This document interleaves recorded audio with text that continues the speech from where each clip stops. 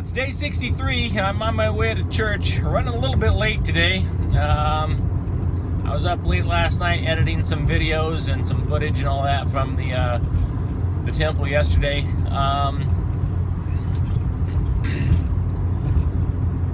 Don't really have any plans or expectations today. Just go to church and make a couple of waves, but not too many waves, if you know what I mean. So 63 days. What, I got like 20 more days left. Thank God. I don't know how much more of this I could take.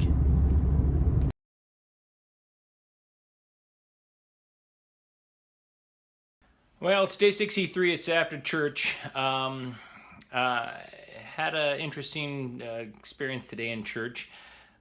First of all, after sacrament meeting, the second counselor on the bishopric came up and told me that he has been assigned to be my home teacher.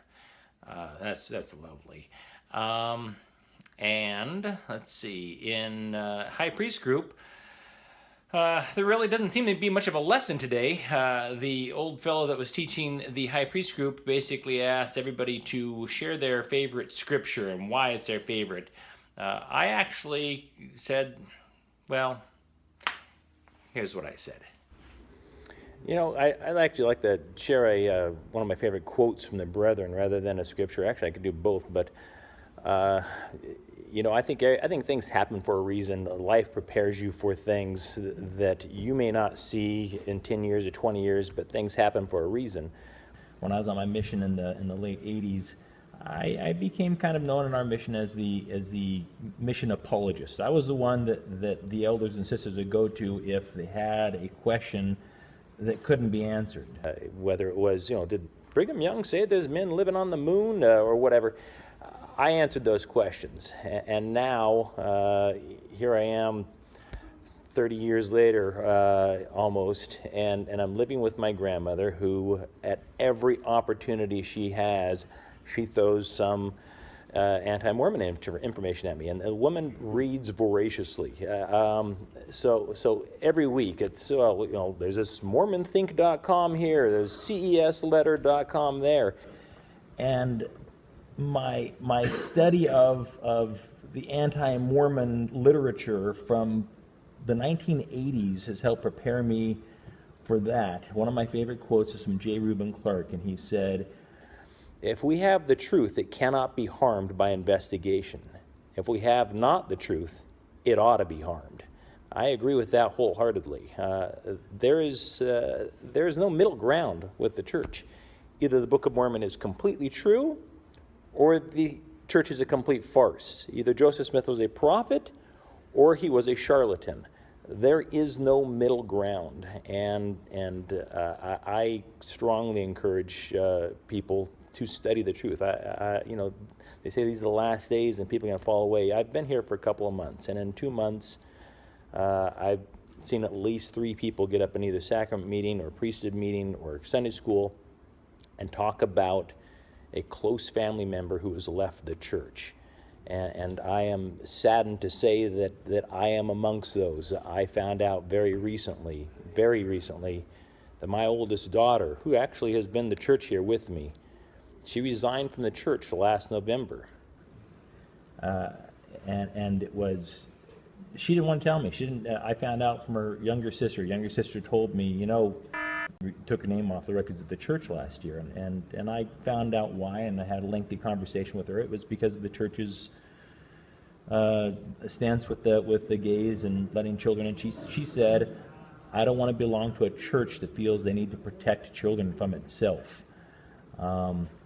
But it's all about knowing and understanding the gospel, so that it's not a question of if, it's a matter of when. When you have children or grandchildren or brothers or sisters or somebody or another that comes to you with this anti-Mormon literature, as they call it. Sometimes anti-Mormon literature was doctrine a year or two ago. We all grew up in a church where black people were less valiant in the pre-existence. That is something we were all, I believe, taught as children. That is officially not doctrine. So it's the church has disavowed that doctrine. and they use the word disavow. We need to be aware of what the church teaches, aware of the fact that the gospel is changing, that continuing revelation allows for change, and we need to know why the church teaches what it teaches and be prepared so that when our children or grandchildren or siblings or parents, whoever, leave the church or proclaim they're going to leave the church, they know they can come to us and hopefully have the answers for them. I'm actually teaching high priest group here in a few weeks, and I'll tell you, it's going to be a lesson that'll knock your socks off. I've actually asked for a 2-part lesson, and I get about 15 minutes a second week. I'm gonna raise some very serious questions in that lesson, and then next week I'm gonna give all the answers. And we need to study the gospel. We need to know it. That's wonderful. I certainly agree. After church, I had a conversation with the gentleman who taught high priest group a few weeks ago that said that his daughter and son-in-law, both returned missionaries, had left the church, and talked with him a little bit. The sadness in his eyes. He clearly believes in Mormonism and clearly is devastated by the fact that his daughter and son-in-law no longer believe. He said that they don't know where to go to now. I suggested perhaps a Unitarian church if they're not going to come back to Mormonism. But real nice guy. These are all fine people, salt of the earth people. It saddens me sometimes to see the sadness in their eyes when they discuss people who have left the church. It's as if they think that they're the only ones that have happiness, that you can't possibly be happy unless you're Mormon. Yet, strangely, Utah tends to lead the nation in antidepressant usage. So, I don't know. Anywho, one more week down, day 63.